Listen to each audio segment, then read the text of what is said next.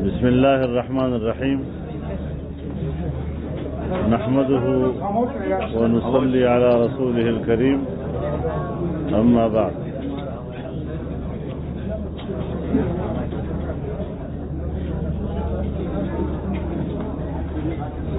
یہاں جو دوست آئے ہیں پہلے پی ٹی آئی میں تھے اور آج وہ جمعیت علماء اسلام میں شمولیت کا اعلان کر رہے ہیں، میں ان سب دوستوں کو خوش آمدید کہتا ہوں اور دعا کرتا ہوں اللہ تعالیٰ ان کی مستقبل کی زندگی کو اپنے دین کے لیے قبول فرما لے۔ میرے محترم دوستو،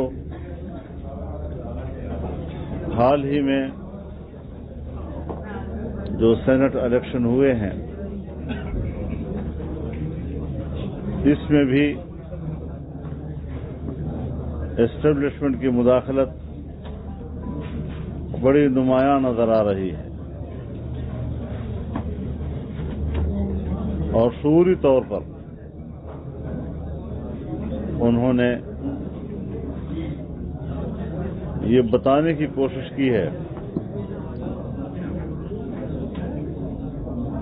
حکمران جماعت کو بے ایمانہ کہ اگر آپ قومی اسمبلی میں اکثریت میں ہیں لیکن آپ شکست کھائیں گے اور اپوزیشن جیتے گی، اور سینٹ میں اپوزیشن کو یہ بتانے کے لیے کہ اگرچہ ہر چند کے آپ اکثریت میں ہیں لیکن آپ نے ہارنا ہے اور اقلیت نے جیتنا ہے۔ 2018 سے ملکی سیاست میں اس طرح کی مداخلت کہ ساری قوم دیکھ رہی ہے کہ سینٹ کے ہال میں الیکشن بوتھ میں کیمرے کس نے لگائے تھے، کس طرح اس کا انتظام کیا گیا تھا اور کس طرح پھر یہ بے نقاب ہوئے۔ دوسری طرف آپ یہ بھی دیکھ رہے ہیں کہ مریم نواز صاحبہ کو دھمکیاں دی جا رہی ہیں اور اب اس کی ضمانت کو منسوخ کرنے کے لیے نیب نے کورٹ سے رجوع کیا ہے۔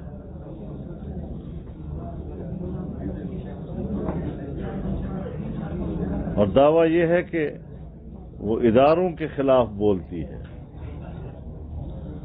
ضمانت پر رہائی کا ناجائز فائدہ اٹھاتی ہے۔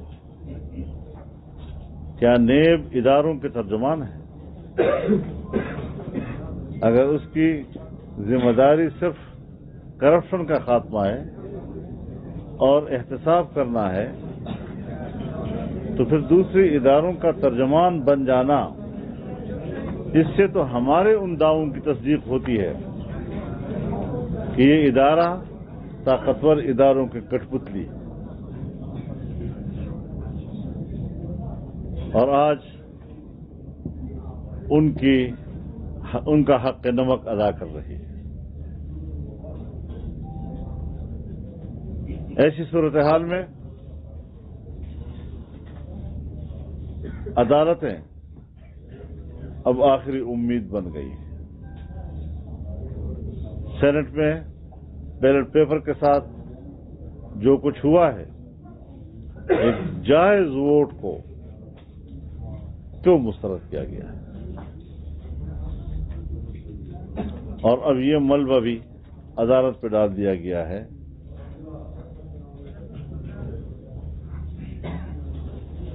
پھر تقریباً 2 ارب روپے کے ڈیفالٹر کو الیکشن میں حصہ لینے کی اجازت کیوں دی گئی؟ کہتے ہیں کسی امیدوار نے اس پر اعتراض نہیں کیا، اور ہم الیکشن لڑتے ہیں،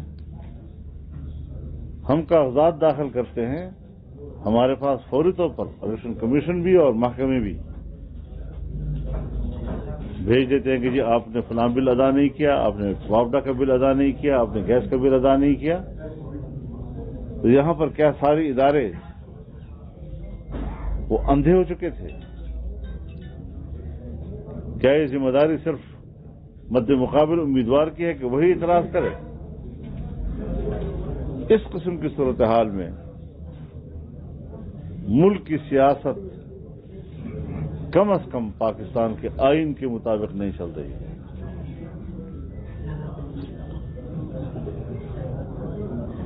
اور جہاں ہم الیکشن کو دھاندلی کا الیکشن قرار دیتے ہیں اور اس حوالے سے کسی ہیلے، کسی حجت اور کسی دلیل کو تسلیم کرنے کے لیے ہم تیار نہیں ہیں. ایک قطعی اور واضح موقف ہے. پھر اس کے بعد 2.5 سال سے زیادہ کا عرصہ کہ جس میں معیشت تباہ کر دی گئی ہے. سالانہ معیشت کا تخمینہ 0 سے نیچے چلا گیا ہے. مہنگائی نے عام آدمی کی زندگی تنگ کر دی. زندگی کی خواہش ختم ہو گئی. تو اس تمام تر صورتحال میں قوم پر فرض ہے کہ وہ قومی سطح کا اپنا کردار ادا کرے. انشاءاللہ العزیز کل پی ڈی ایم کا سربراہی اجلاس ہوگا اور اس میں لانگ مارچ کے حوالے سے حتمی حکمت عملی طے ہوگی اور اس آپشن پر بھی کہ ہم پارلیمنٹ سے استعفے دے دیں اس کو بھی ایجنڈے پر رکھا گیا ہے. کیونکہ میرے ذاتی خیال میں اگر ہم اس پارلیمنٹ سے استعفے نہیں دیتے تو شاید لانگ مارچ کی زیادہ افادیت نہ ہو.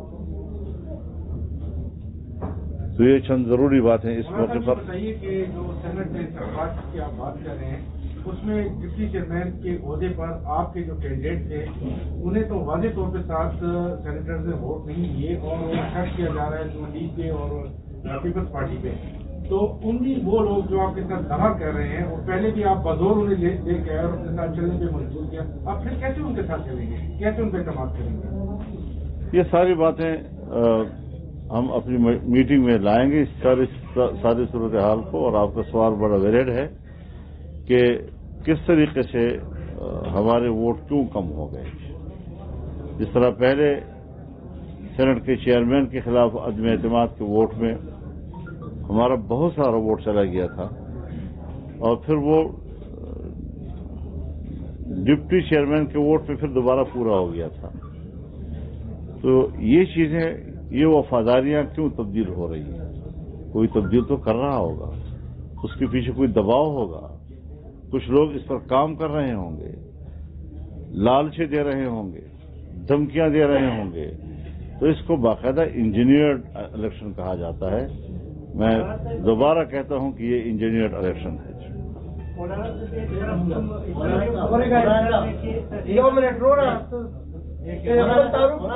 صحافی ہے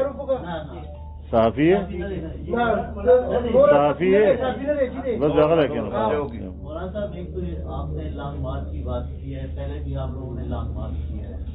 تو رمضان شریف آ رہا ہے، جب سے آپ لوگ لانگ مارچ کا فیصلہ کر چکے ہیں، کتنے دنوں تک یہ لانگ مارچ رہے گا اسلام آباد میں؟ رمضان میں جاری رہے گا کہ نہیں رہے گا؟ تو اس کا فیصلہ پی ڈی ایم کرے گا نا. بہرحال ایک دن کا نہیں ہوگا. اچھا مولانا صاحب، پی ڈی ایم کا مستقبل کیا ہے جو ابھی سینٹ انتخابات میں ہوا، خصوصاً آپ کی پارٹی کے ساتھ، آپ کے امیدوار کے ساتھ؟ تو کیا مسلم لیگ نون اور پیپلز پارٹی سے آپ کی رائے جدا ہو سکتی ہے؟ نہیں، بالکل بھی جدا نہیں ہوں گی. اور کیا وہ آپ کو کسی ایک ممبر کی دغا سے پارٹیوں کی سیاسی پوزیشن جو حزب اختلاف کی ہے وہ تبدیل نہیں ہوا کرتی. اور اس سے پہلے بھی ہر پارٹی کے ساتھ بار بار ہوا ہے کہ ان کے ممبران نے اپنا ووٹ غلط استعمال کیا ہے اور اس کے شواہد اس سے پہلے بھی موجود ہیں. لیکن اس کو پارٹی پالیسی قرار دے دینا، پارٹی قیادت کی رائے قرار دے دینا، یہ شاید مناسب نہیں ہے. حزب اختلاف متحد ہے اور ہم ان کو متحد رکھیں گے انشاءاللہ.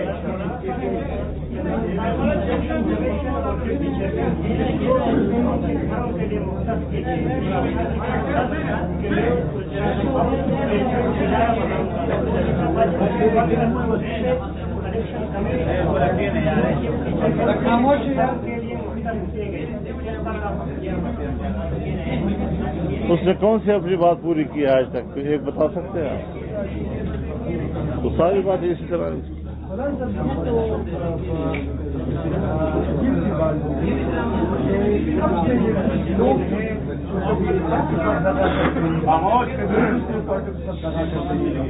کیا یہ ابھی تک پی ڈی ایم کو معلوم نہ ہوا کہ فون ہمیں لوگ کا جو ہے اس طرح کے انتخابات میں میں نے آپ سے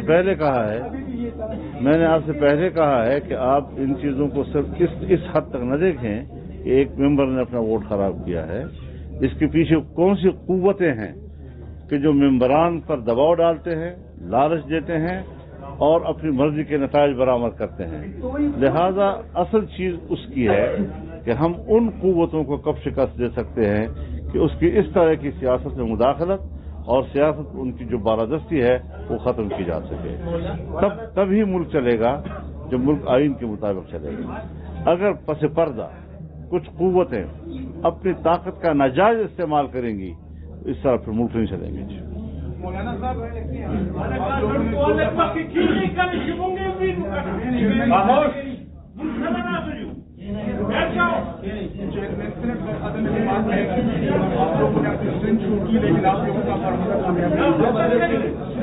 اسی طرح سے ریلیشن میں بھی یہی ہوا.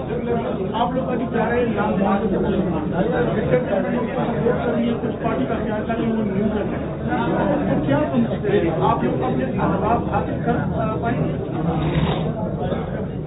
اگر ہم نے اپنے تمام حکمت عملی عوام کی طرف منتقل کر دی اور عوام کی قوت پر ہم نے انحصار کر کے تحریک کو آگے بڑھایا تو ہم نتائج حاصل کر سکیں گے.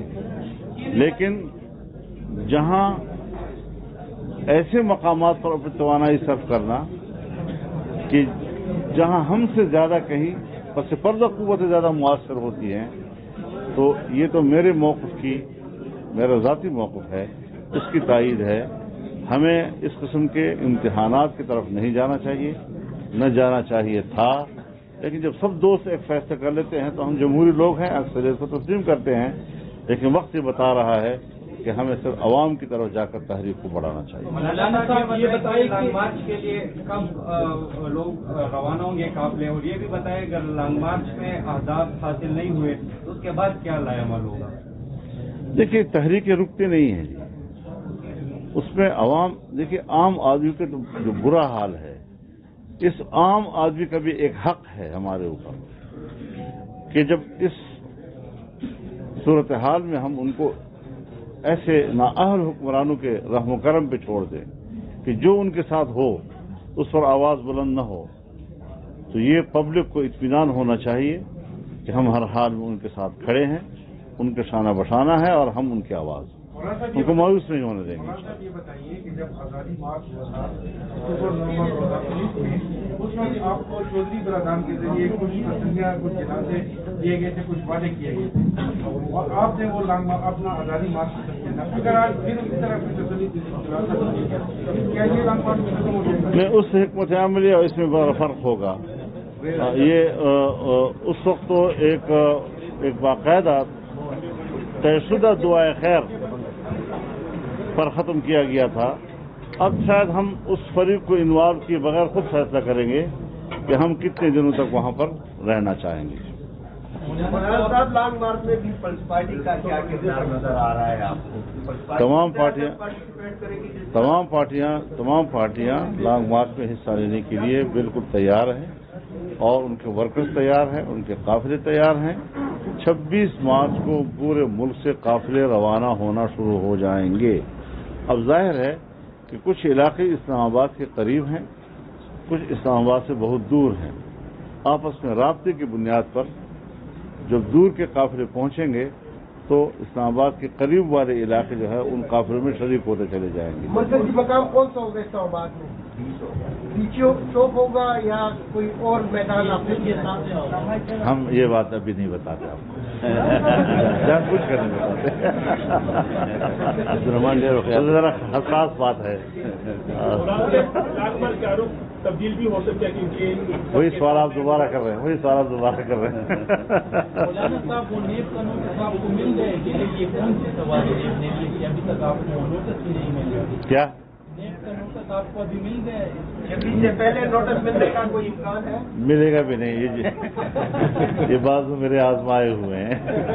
मौलाना साहब अभी तो 40 दिन रह गए हैं लॉन्ग मार्च में, 26 को आप लोग जा रहे हैं, तकरीबन 2 हफ्ते आप घर बन गए हैं। जो तैयारियां जिन्होंने पहले मेहमान नवाजी की बात की हुई थी, मेहमान नवाजी की लेकिन नहीं, चाय पानी वाले। ये सियासत में जरा थोड़ा होती हैं कुछ गपशप की बातें हैं, इसको इतना संजीदा नहीं लिया जाता जी। मतलब वो शिरकत कर रहे हैं ये मतलब वो शिरकत कर रहे हैं। ये तो आप उनसे पूछे ना कि चाय पिलाने का इरादा है या नहीं है, या पिज्जा खिलाने का इरादा है।